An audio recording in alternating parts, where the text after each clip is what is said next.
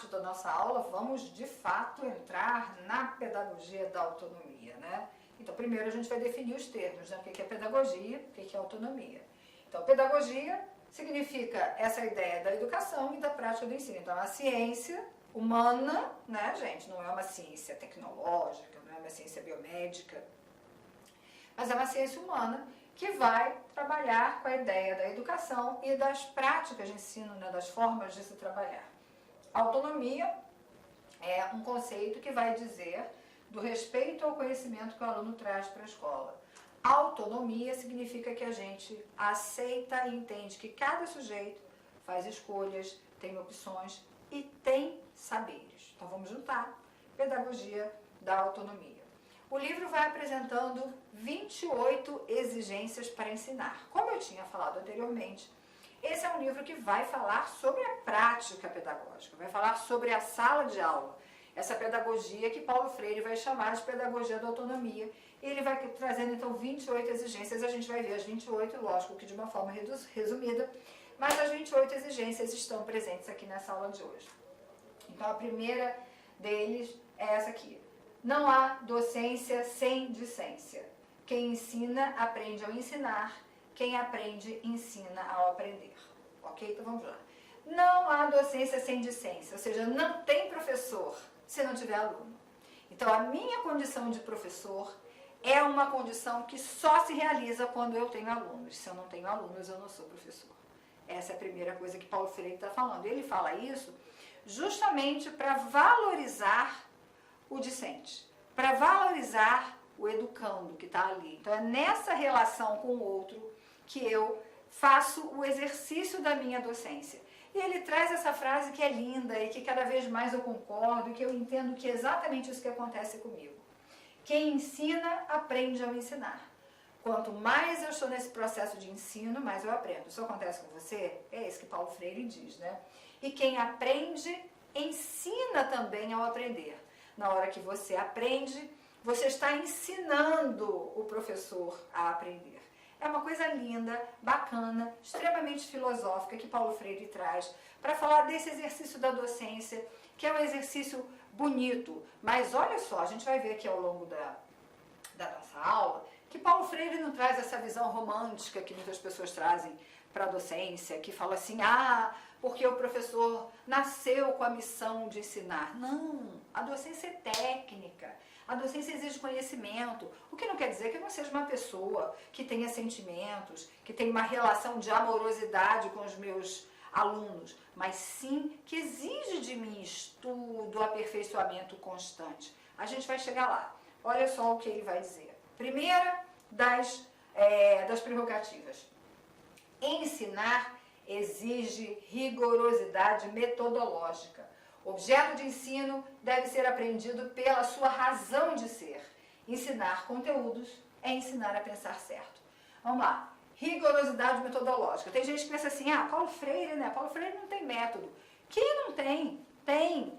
E é um método rigoroso. Só que por método rigoroso, a gente não está querendo dizer que Paulo Freire faz aquela passo a passo, que você não pode fugir, que todo mundo tem que fazer igual, não. Ele tem um método que é extremamente importante, que é um método que vai trazer a questão da dialogicidade, do diálogo, né? Que vai trazer a ideia da horizontalidade entre alunos e professores, que vai falar da ideia da dialética, que vai falar da escola e da educação como um ato político e, portanto, emancipatório. Então, essas são algumas das ideias do que a gente está dizendo de rigorosidade metódica do que Paulo Freire traz para a gente. O objeto de ensino tem que ser aprendido pela sua razão de ser. Então, o objeto, aquilo que a gente vai ensinar, né, aquilo que vai ser o objeto de ensino e aprendizagem, ele está ali pela razão dele de ser, porque ele é importante, e não porque alguém disse que tem que estar, mas sim pela sua importância, pela sua necessidade. E por isso que ele vai dizer que ensinar esses conteúdos é ensinar a pensar certo. E ensinar a pensar certo é ensinar a pensar na perspectiva da reflexão. Não é ensinar a repetir. Não é ensinar a pensar como eu penso, mas é ensinar a pensar para um exercício da criticidade, para um exercício da reflexão. E ele continua. Ensinar exige pesquisa, é metodologia. Então não é algo espontaneísta não, tá, gente? É pesquisa. Exige do professor uma busca pelo conhecimento. Então você vai fazer pesquisa, você vai trabalhar através da curiosidade epistemológica. O que é uma curiosidade epistemológica? É uma curiosidade pelo próprio saber. Então, eu como professor, vou fazer pesquisas, vou estudar, vou buscar cada vez mais conhecimentos pelo prazer, pela curiosidade pelo saber. Eu sou professor e é assim que eu preciso me posicionar, de acordo com Paulo Freire. Ele vai dizer que ensinar exige respeito aos saberes dos educandos, aproveitar as experiências e o conhecimento dos alunos. Todo educando tem saberes. O que ele sabe, às vezes, nem é tão valorizado, né, na sociedade, mas são saberes. Então, a gente precisa ter essa relação de aproveitar essa experiência e esse conhecimento dos alunos.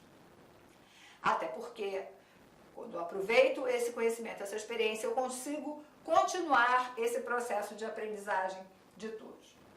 Ensinar exige criticidade, ou seja, você tem que olhar para as coisas de forma crítica, inclusive para aquilo que você está fazendo, para o seu trabalho. E a gente precisa trabalhar com uma ideia de uma superação, que é a curiosidade ao saber comum. Tá? Então a gente tem que superar essa curiosidade do saber comum. A gente precisa pensar nesse saber na sua perspectiva de construção epistemológica, de fato. Os saberes se criticizam, ou seja, tudo aquilo que é saber é questionável. A gente vive momentos muito grandes de transformação, né? Então a gente precisa ter sempre em mente o seguinte: as nossas verdades hoje não são verdades absolutas. Nós vivemos um mundo de verdades passageiras, porque hoje é assim, amanhã a pesquisa da ciência vai provar que é outra coisa, não é mais daquele jeito, porque o certo era fazer assim, agora não é mais, agora é outro, e assim por diante. Então a gente precisa dessa crítica, as pessoas precisam entender, a docência precisa deixar claro que as nossas verdades são verdades até hoje, são verdades que podem ser passageiras e que podem ser modificáveis. Então essa coisa dessa visão positivista, de que o saber é isso, de que isso é sempre isso, está fora. Paulo Freire vai trabalhar com essa ideia da dialética, que é a ideia da transformação, a ideia da possibilidade de mudança, tá? O educador precisa ser progressista. E o que é um educador progressista? É aquele que desenvolve a curiosidade crítica insatisfeita e indócil. É aquele que está sempre querendo saber mais. É aquele que está lá curioso pelas coisas do mundo, curioso pelas coisas da docência, curioso pelas condições de vida dos alunos, curioso por aquilo que está ao seu redor e que interfere diretamente no ato da docência. Bom, ensinar exige estética e ética. Gente, olha, estética e ética. Bom, a gente pode pensar num padrão ético, né? E esse padrão ético é aquilo que nos constitui como seres históricos, como seres sociais. A ética é aquilo que envolve as relações entre todos nós, né? O respeito, a solidariedade.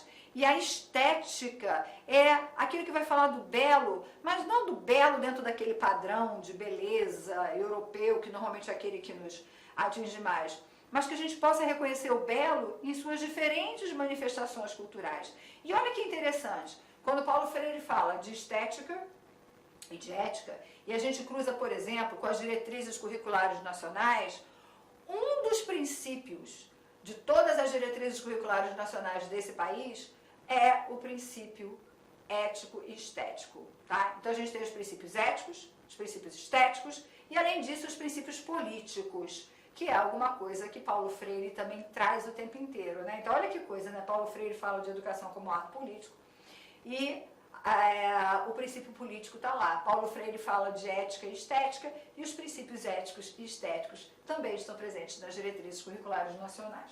Bom, ensinar exige a corporificação das palavras pelo exemplo. Pensar certo é fazer certo, agir de acordo com o que se pensa. Palavras sem exemplo nada valem. Então ele vai dizer que pensar certo é agir certo. Então, você que é o professor, você tem que personificar aquilo que você fala. A sua ação, a sua fala sem ação é morta. Tem que ser aquela coisa, sabe? Faça o que eu falo, porque eu faço o que eu falo. É essa frase que a gente tem que ter. Então, essa ideia do exemplo, de você educar pelo exemplo, de você educar de acordo com o que você fala, é muito importante. Então, essa corporificação faz parte da docência.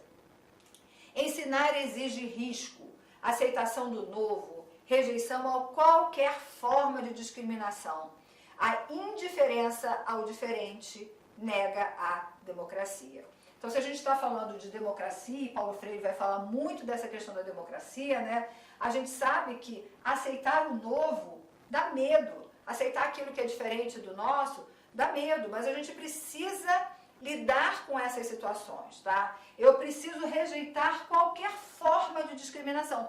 Gente, é qualquer forma de discriminação mesmo, sabe? Seja ela de cunho religioso, seja ela de cunho sexual ou de gênero, seja ela de cunho socioeconômico, seja ela de cunho estético. Hoje a gente tem rejeição já assinalada por exemplo, pessoas que são obesas, que são discriminadas. Pessoas que são discriminadas porque são de determinadas partes do país. A gente precisa, como professores, especialmente como docentes, rejeitar todos os tipos de discriminação. Porque quando a gente é indiferente, aquele que é diferente, a gente vai negando cada vez mais a democracia. Ensinar exige reflexão crítica sobre a prática. Essa reflexão crítica tem que ser concreta, pensar certo e fazer o certo. Então, quando eu reflito criticamente sobre a prática, e eu estou nesse caminho de pensar certo, ao mesmo tempo isso exige que eu haja certo. É aquilo que a gente falou ainda há pouco, né? A importância de você falar e fazer. Ter coerência entre aquilo que você fala e aquilo que você faz e as suas ações. Ensinar exige o reconhecimento e a assunção da identidade cultural. Identidade cultural, mesmo pensando nessa questão dessa dimensão individual. O que é identidade cultural? Cada um de nós vive, compartilha de culturas específicas do nosso grupo, do grupo social com o qual nós lidamos. E essas culturas, entendidas como práticas cotidianas, elas mudam completamente de lugar para lugar, ainda mais num país do tamanho do Brasil. Então, quando ele vai falar, exige o reconhecimento e a assunção da identidade cultural, é entender que se eu vou para determinado lugar desse Brasil, eu vou ouvir um determinado tipo de música, e essa música faz parte daquela identidade, daquele lugar. E se eu sou daquele lugar, eu posso assumir a minha identidade cultural, mas ao mesmo tempo considerando a minha dimensão individual. Essa cultura faz parte do meu campo de atuação, que não significa que necessariamente eu vá expressar aquela cultura, mas aquela cultura me constitui. Então, por exemplo, eu sou do Rio de Janeiro. Rio de Janeiro tem uma cultura do samba, pelo menos na época do carnaval o samba ainda resiste, porque existem outras culturas também dominando o cenário, né? Então, quando você está falando dessa ideia de cultura, olha só, o samba faz parte da minha cultura porque eu moro no Rio de Janeiro, porque eu sou carioca. Mas eu, pessoalmente, lido com o samba de uma forma positiva, mas não vivo saindo de escola de samba, não desfilo no carnaval, porque individualmente eu lido dessa forma. Mas eu não nego a constituição que esse tipo de música tem na minha formação. É mais ou menos isso que a gente está conversando aqui. Ensinar não é transferir conhecimentos, é criar possibilidades para a própria construção. Educador, então, precisa estar aberto a indagações e a curiosidades. Essa frase de Paulo Freire é clássica, né? Ensinar não é transferir conhecimentos, é criar possibilidades para a própria construção. Então, quando eu ensino, se eu faço transferência de conhecimento, eu estou fazendo educação bancária. Educação bancária só gera opressão. Mas o que eu faço, então, enquanto professor? Eu vou criar possibilidades para que o próprio aluno construa o seu saber. Então, tem muito trabalho para quem é o professor, que é esse de criar todas as situações que permitam ao educando a construção do conhecimento. Por isso que esse professor tem que estar sempre aberto às indagações e às curiosidades. Ah, mas aí o aluno pergunta alguma coisa que eu não sei. Bom, ninguém sabe tudo. Se eu não sei, o que eu faço? Não sei. Vamos pesquisar, vamos procurar. Porque ser professor na perspectiva de Paulo Freire significa estar aberto a inúmeras possibilidades e questionamentos de assuntos que, inclusive, a gente não domina. Mas e daí? Ninguém domina tudo. Vamos trabalhar juntos, vamos construir juntos, vamos aprender juntos.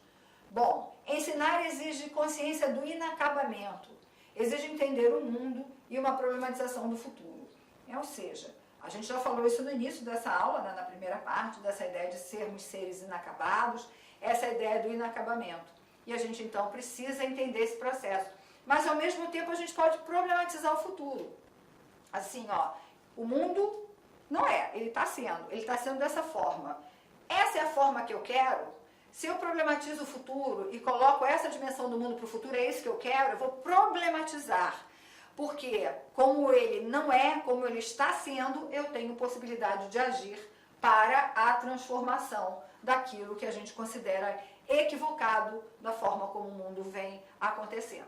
E essa transformação do mundo, gente, quando a gente fala do mundo, parece que é uma dimensão distante, longe da gente, mas essa mudança, ela acontece quando você age naquela sua primeira realidade, naquela sua situação, seja no seu bairro, seja no seu município, seja no seu estado, naquela sua esfera de atuação. É essa pequena transformação que, somada a tantas outras transformações, podem, então, transformar esse mundo que não está acabado, que está em processo de construção eterna.